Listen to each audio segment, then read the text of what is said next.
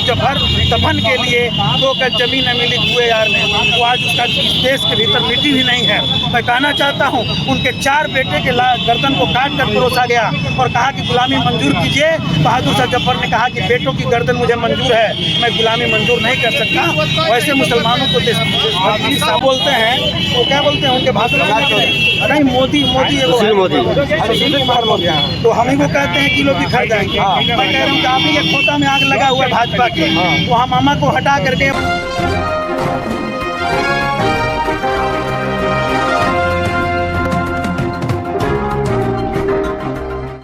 मैं वो आप देख रहे थे भारत न्यूज और अपने मौजूद है सिवान के जेपी चौक में हमारे साथ जीरादेई के मशहूर विधायक जो कि हमेशा विवाद में रहते हैं। आज इंडिया अलायंस के टीम सभी लोग यहाँ पे आके और भाजपा के खिलाफ काफ़ी प्रयास प्रदर्शन किए। जो 145 सांसदों को संसद भवन से निलंबित किया गया, उसका निलंबन वापस का नारा लेकर यहाँ पे काफ़ी जोरदार भाषण दिए जीरादेई के विधायक अमरजीत कुशवाहा जी। चलिए इनसे बात करते हैं। आज आपने काफ़ी आप कह रहे हैं कि जो है को लेकर क्या कुछ कर रहे हैं?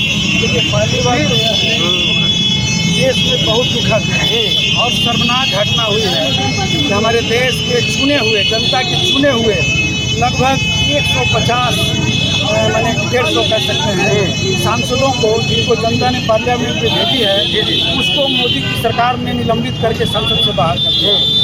और ये संकेत दे दिया है भाजपा ने कि हम देश में किसी दूसरे दल और दूसरे किसी विपक्ष को चाहते ही नहीं। तो विपक्ष सत्ता चलाने का जो हिटलरी अंदाज है, उसके खिलाफ हम पूरे इंडिया अलायंस के, कांग्रेस के, हमारे राष्ट्रीय जनता दल के, हमारे जदयू के, सीपीएम के, सीपीआई के माले के सभी लोग यहाँ इकट्ठा हुए थे और हम लोगों ने एक जोरदार मार्च निकाल करके यह मांग किया था जितने सांसदों का निलंबन हुआ है सबसे पहले सरकार उसे वापस ले और निलंबन के दोषी सरकार जनता के सामने माफ़ी मांगे कि हमने गलत किया है। क्योंकि पार्लियामेंट में भेजा गया है, जनता चुन करके भेजी है, कोई मोदी जी चुन करके नहीं भेजी है। ये तो लोकतंत्र है, ये बात सच्चाई है। मैं दूसरी बात तो कहना चाहता हूँ कि यह सरकार जो वादा किया था पिछले 10 साल से लेकर के बीच के दिनों में जनता से, वो सारे वादे इनके फेल। इनके पास जनता के सामने रखने के लिए कुछ है नहीं। अब जो है तंत्र का इस्तेमाल करके, हमारे देश के संस्थाओं का इस्तेमाल करके, ईडी और सीबीआई का इस्तेमाल करके और बहुत सारे कानून का इस्तेमाल करके कोशिश कर रहे हैं कि जितने विपक्षी नेता हैं उनको हम डरा दें, धमका दें और डरा धमका करके फिर से सत्ता पर आ जाए। लेकिन यह बात साफ हो गई है, गिनती उल्टी गिनती शुरू है। ये थोड़ा सा राजस्थान के जीत से, थोड़ा मध्य प्रदेश के जीत से गड़बड़ है, लेकिन मैं कहना चाहता हूँ कोई भी जीत नहीं है, ये बहुत बड़ा साजिश के चलते जीत हुई है और थोड़ी सी मतों से अंतर से जीत हुई है। यह सच्चाई है। देश का जो चुनाव होगा, देश की जनता इनके खिलाफ है, जो 2 करोड़ हम 15 लाख खाते में देंगे, हम महंगाई दूर कराएंगे। आज गैस सिलेंडर का कीमत तो उन्होंने खुद इसी चुनाव में राजस्थान में कहा था तो 450 रुपया 500 देंगे और आज जो कह रहे हैं कि नहीं दिया जाएगा। तुरंत उलट गए पार्लियामेंट में, राज्यसभा में उलट गए। इसलिए जनता देख रही है तमाशा।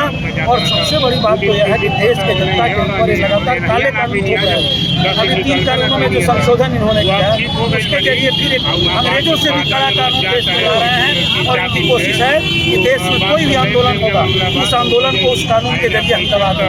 लेकिन हिंदुस्तान है, अंग्रेजों से लड़ा है, अंग्रेजों की सारी तानाशाही को खत्म किया है। और आपको याद होगा कि अंग्रेजी हुकूमत को भारत की जनता ने उभार देती है, तो मोदी की हुकूमत को भारत की जनता आने दीजिए 24 का चुनाव हम लोग जवाब देंगे।